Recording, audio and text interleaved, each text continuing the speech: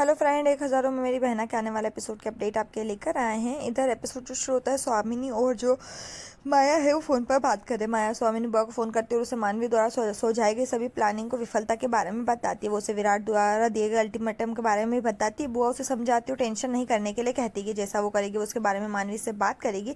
इधर बीजी और मानवी जो है, मानवी अपने कमरे में अकेली और बीजी में आती है। उससे बोलती कि वो क्या सोच रही है। जब मानवी मौत के बारे में बात करती, बीजी उससे बोलती कि वो बात मौत के बारे में बात नहीं करेगी। वो कैंसर से लड़ने वालों में से है और उसे ठीक होना है। वो उसकी शेरनी है जो कभी नहीं हारती और उसे यकीन है कि कैंसर भी हारेगा और भाग जाएगा। और फिर कहते अगर मानवी अपनी इच्छा शक्ति खो देती है तो वो जीविका को खबर कैसे देंगे। मानवी बीजी से कहती है कि वो किसी भी कीमत पर जीविका को उसके कैंसर के बारे में ना बताए।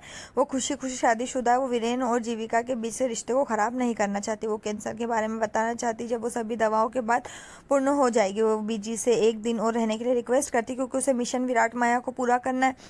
माया उसे बोलती कि अभी वो विराट माया पर ध्यान केंद्रित कर रही है क्योंकि उसे कोई भी खुश से खुश नहीं है। अगर कोई प्लानिंग फेल हो जाती है तो वो स्वामिनी बुआ का सामना नहीं कर पाएगी। बीजी जो है ना चाहते हुए भी उसे कहती कि हमें इलाज करवाना बहुत ज़रूरी है। मानवी कहती कि ठीक है, बस 24 घंटे।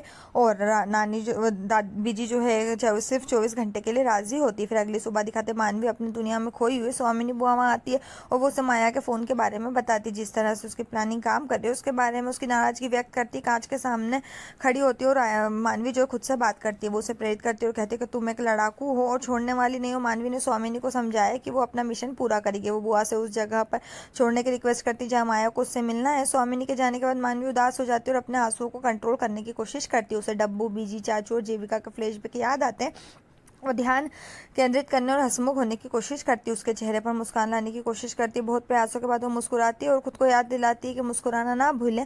बीजी, चाचू, मन्नू और मानवी से उससे बाहर आती कमरा और इधर फिर एक लापरवाह लड़की की तरह दूर जाकर उसे खुश करने की कोशिश करती है, लेकिन बीजी उसे रोक देती है और उससे प्लानिंग के बारे में पूछती है। मानवी उसे 24 घंटे याद दिलाती है और बोलती है कि स्वामिनी बुआ उसके साथ जा रही है, इसलिए टेंशन करने की बात नहीं, वो अकेले नहीं जाएगी। तब जाकर स्वामिनी वहाँ आती है और मानवी से कहती है कि अब हम चले। मानवी जो है उससे चलने के लिए कहती है। फिर इधर दिखाते हैं कि चाचू जो था मानवी वाले लगाते हैं उसे टेंशन नहीं करने के लिए कहते हैं। मानवी खुशी से कहती है कि कैंसर भी सोच रहा होगा कि ये गलत शरीर में आ गया, इसका उस पर कोई असर नहीं पड़ेगा। वीरेन, जीविका, बीजी अभी भी उसे सावधान रहने के लिए कहती है। जीविका एक दौर के लिए वीरेन का बैग पैक कर रही है और वीरेन ने कहा कि वो जा रहा है सिर्फ एक दिन के लिए, वो एक हफ्ते के लिए नहीं जो इतना सारा कपड़े पैक करी। फिर वो बीजी चाचू के बारे में अपना जो शक है वो शेयर करता है कि परिवार उससे कुछ छुपा रहा है क्योंकि वो अजीब व्यवहार कर रहे हो, बेचैन। इधर माया और मानवी जो है, मानवी कैफे में जाती है और माया को बधाई देती है, लेकिन वो इससे इग्नोर कर देती है और ठंडे तरीके से उसे कैफे में बुलाने का कारण पूछती है। वो बोलती है कि विराट को उससे बेहतर कोई नहीं जानता